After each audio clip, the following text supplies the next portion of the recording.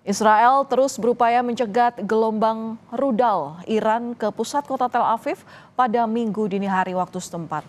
Hal itu terjadi setelah Iran berjanji akan meningkatkan respons dan serangannya ke Israel.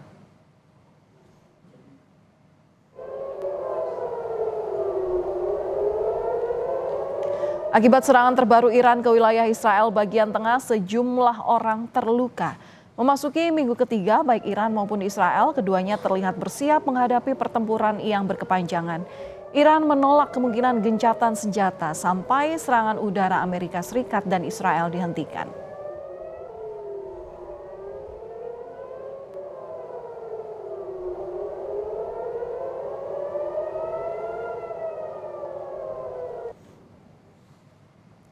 Presiden Donald Trump merilis rekaman yang diklaim merupakan serangan Amerika Serikat ke Pulau Kark, Iran.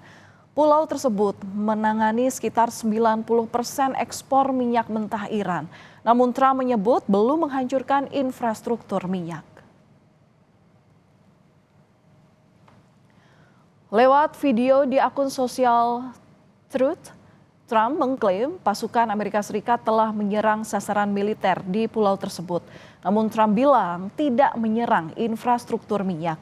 Dia mengancam pasukan Amerika Serikat bakal menyerang infrastruktur industri minyak Iran di pulau tersebut jika Iran terus memblokir kapal-kapal yang mau melintasi Selat Hormuz.